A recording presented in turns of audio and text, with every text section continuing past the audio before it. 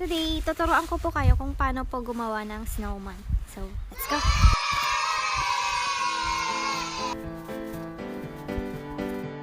Hindi ko po pala kayo tuturuan.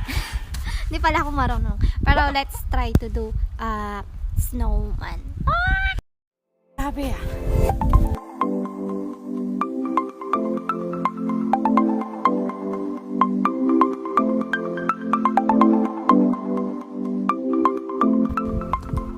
Ohayo gozaimasu, minasan! So today is January 1 and right now it's raining snow. It's raining men! Yeah! It's raining. Oh, feeling singer. Happy, Besh? Happy? So, right now, ang itatapik ko po sa inyo ay kung bakit nabubuo ang snow at bakit nagkakaroon ng snow. So, kung di ka pa nakaka-subscribe sa aking YouTube channel, it's me, Nika Echo. Please subscribe down below and click the notification bell para ma-update ka po sa aking mga susunod pang mga vlogs. Nadulas ni. Sana lahat nadudulas.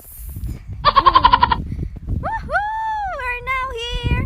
Atong place na to ay malapit lamang po sa aming bahay, pero dahil buong magdamag, araw at gabi, kahapon pa umuulan ng snow, kaya nabuo ang mga snow. So para po kami mga bata dito, may mga kasama po ako na naglalaro. Ayun, so later on, i-discuss ko po sa inyo bakit po nabubuo ang mga snow at kung ano yung mga sizes nila, kung ano yung mga size, sukat, like that. So, as of now, let's enjoy this moment! Yay! Para po kaming mga bata at first time lang snow ng ganitong kakapal. So we're so happy! Woo! Umuulan ng snow. Kanya-kanyang ano. Bakit nga ba nabubuo ang snow? Bakit? Nabubuo ang snow kasi dahil sa atmosphere. Ay, hindi ko alam. Hindi ko pala alam. Nabubuo ang snow because of the gravity. Hindi, nabubuo ang snow kapag sobrang lamig yung temperature sa itaas. Ano ba yun? Pag naging 0 degrees na siya, pag freezing point na siya sa atmosphere, pag umaangat na yung mga umaangat yung umaangat ang ano ba yung umaangat? Wait lang, kunin ko yung charger, power bank. What makes it snow? Snow may seem magical, but there's actually some interesting science behind the fluffy white flakes that fall from the sky in winter. Just like rain, snow begins in the clouds. Clouds are made of tiny water droplets that have evaporated into a gas, risen up into the sky, and condensed back into water. As tiny water droplets, they remain suspended in the air, but the water droplets soon join together into larger, heavier droplets and become too heavy to stay in the air. When this happens, precipitation will fall. Precipitation is water that falls from the sky, but there are several different kinds. If temperatures are warm enough, water falls as rain. If temperatures are freezing, but only near the ground, the raindrops will freeze when they hit the ground. This is called freezing rain. If the layer of cold air is thicker, the raindrops will freeze while still in the air, falling as separate ice pellets called sleet. Snow only occurs when temperatures are freezing all the way from the cloud to the ground. The loose, open structure of snowflakes means that snow contains a lot of air, which is the reason that snow is soft and fluffy instead of hard and icy. Although it may not be true that no two snowflakes are alike, snowflakes may form in many different shapes in a variety of complicated structures. If you go outside while it's snowing and catch some snowflakes on something dark, like a glove or a piece of black paper, you may be able to see their structures for yourself. Well, that's what makes it snow.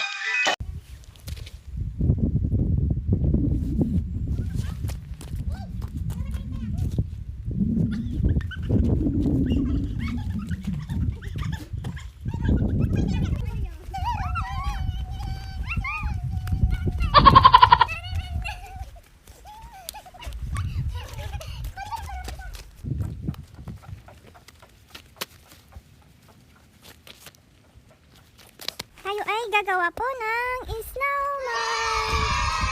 Hindi na nakakasari ang...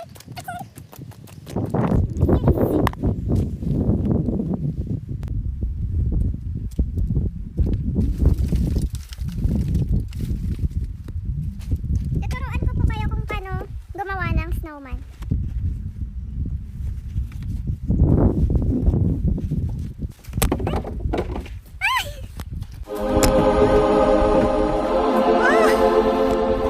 Yung power bank po ate! Nahulog.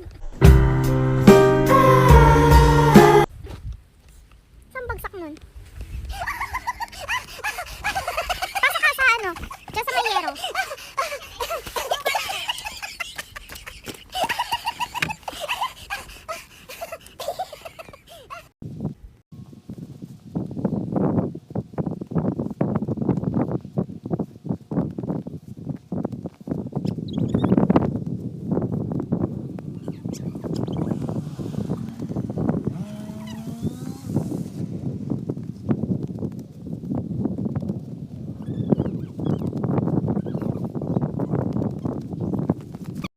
So, mahirap po palang gumawa ng snowman.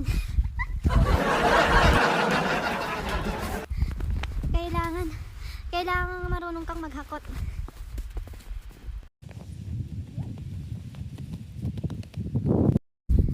Grabe ah.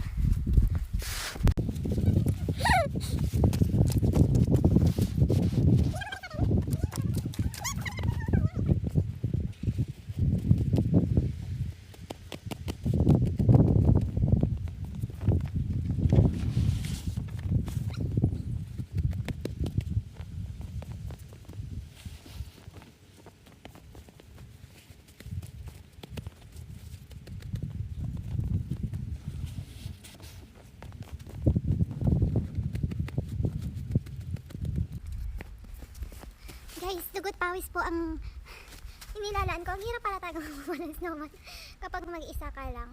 Kung mag-iisa ka lang.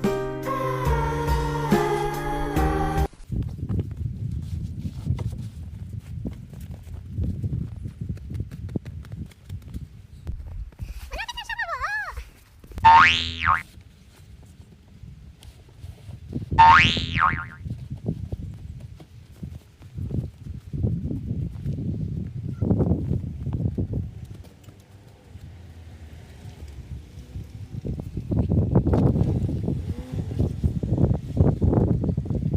A few moments later.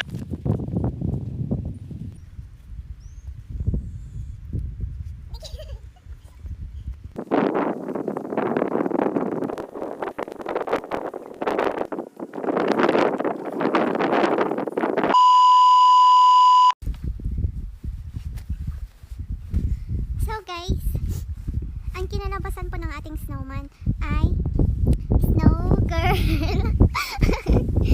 Taran! Meet my friend. She is smiling. She is a snow girl. Snow girl. Not snowman. Ang cute. Ang hirap palang gumawa ng snow girl. Snow girl kasi not snowman. Babae siya eh. So yan lang po ang ating nakayanan. Eko. Tapos tatago ako. Tapos si Jen, tapos naman. Pagaling daw, tapos pagaling. Ganyan na lang. Tapos bababa. Bababa.